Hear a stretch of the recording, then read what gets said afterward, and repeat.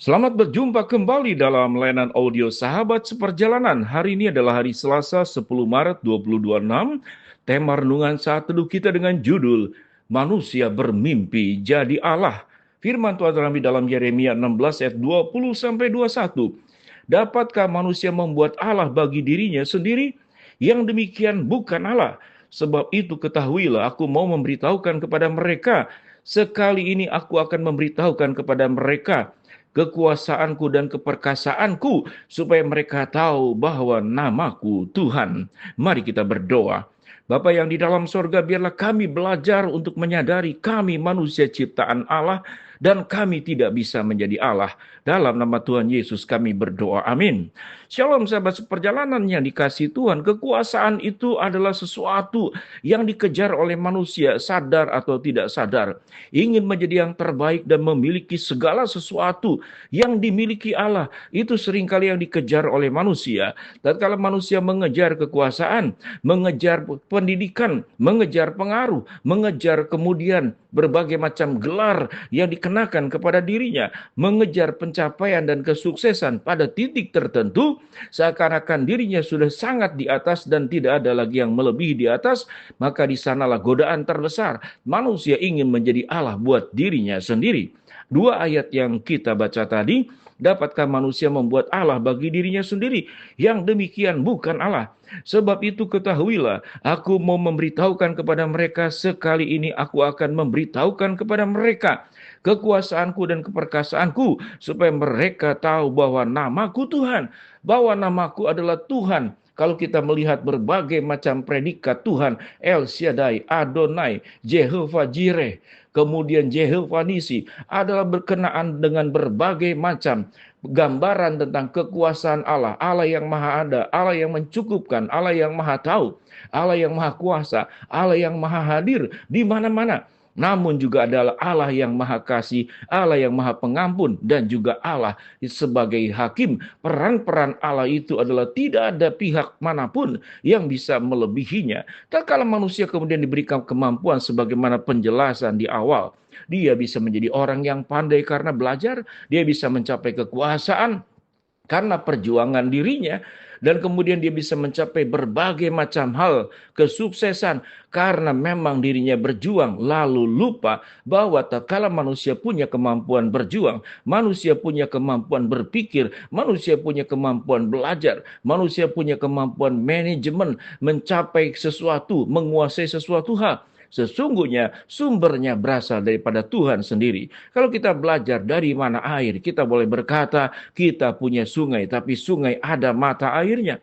Kalau kita melihat sungai-sungai yang ada di dunia, termasuk sungai Yangtze, sungai kuning yang ada di China, kemudian sungai Nil yang ada di Afrika yang sedemikian panjang melewati berbagai macam negara, sungai yang ada di Amerika Selatan, ada di Amerika Utara, semuanya menjadi sumber kehidupan. Tidak ada kehidupan tanpa adanya sungai. Kalau kita boleh berbicara, tidak ada kehidupan tanpa adanya Allah.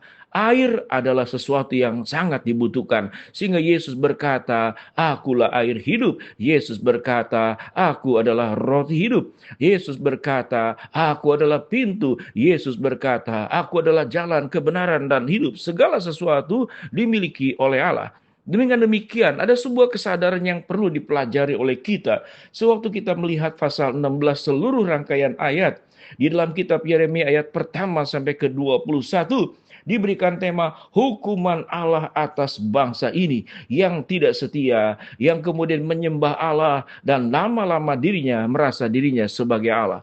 Apa yang menjadi bagian daripada pembelajaran yang perlu dipelajari oleh bangsa Israel, orang Yehuda, orang Yerusalem di zaman perjanjian lama, khususnya berkenaan dengan kitab Yeremia, siogianya kita perlu berhati-hati. Jangan sampai kita bermimpi menjadi Allah. Tentu di dalam proses perjalanan kita seringkali tidak menyadari hal tersebut.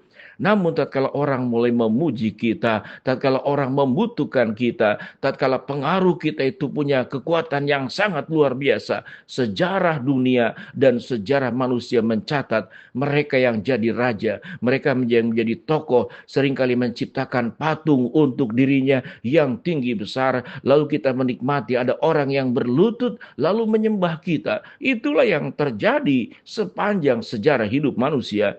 Setiap kita punya potensi bermimpi ingin menjadi Allah. Di sanalah kemudian kejatuhan yang terjadi sewaktu Adam dan Hawa pun bermimpi ingin sama seperti Allah. Tatkala kemudian bangsa-bangsa di perjanjian lama mendirikan menara Babel yang tingginya sampai ke langit, dia bermimpi untuk menjadi Allah. Tatkala Kaisar Roma, Raja Assyria, Raja Babylon, Raja Persia, raja-raja yang kemudian berjaya di masanya, maka orang datang memberikan upeti, orang mendengar apa yang diucapkannya, telunjuknya memerintahkan sesuatu, orang tunduk dan melakukan. Di sanalah potensi seseorang secara tidak sadar berproses ingin menjadi Allah.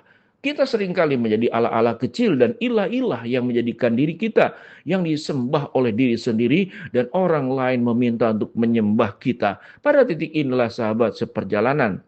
Setiap kita punya potensi jatuh ke dalam dosa seperti yang terjadi pada nenek moyang kita. Seperti yang terjadi juga keinginan yang dilakukan oleh orang-orang Israel di zaman Nabi Yeremia. Dan itulah kejatuhan manusia yang perdana tatkala dia tidak menyembah Allah, tidak menundukkan dirinya kepada Allah, tapi dirinya ingin menjadi Allah. Tatkala kita sukses, tatkala kita berhasil, tatkala diberikan karunia, tatkala kita mencapai ketinggian tertentu, baik pencapaian yang kita perjuangkan lewat ekonomi, lewat kekuasaan, atau kita menjadi orang yang ada kita melihat ada kemudian penghargaan-penghargaan orang terkaya di Indonesia, orang terkaya di dunia, orang yang paling berpengaruh.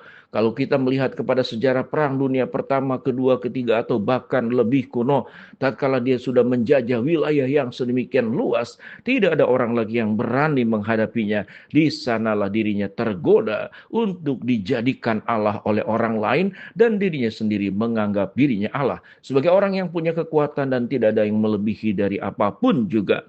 Pada titik ini sahabat seperjalanan ingatlah sebagaimana penjelasan tadi tentang air, sungai, dan sungai. Semuanya bersumber dari sumber yang satu yaitu Tuhan.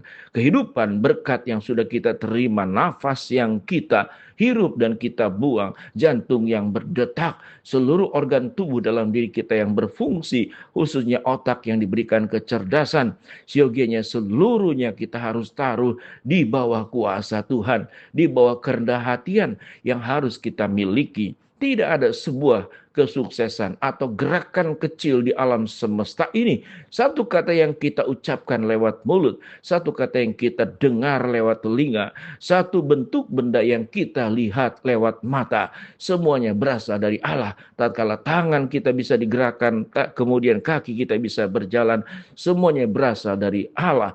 Kalau semuanya berasal dari Allah, bagaimana posisi kita? Apakah kita tetap masih mau menjadi Allah? Buat diri sendiri, ala-ala kecil, ilah-ilah kecil, di sanalah awal kejatuhan ke dalam dosa. Biarlah kita menyembah, memuliakan Allah, menyadari kita semua bersumber dari Allah, dan jangan mencoba-coba bermimpi menjadi Allah. Mari kita berdoa.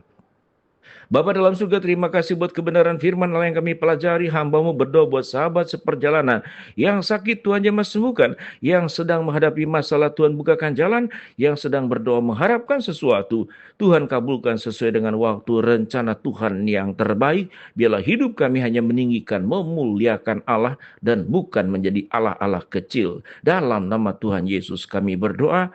Amin. Shalom, Tuhan memberkati.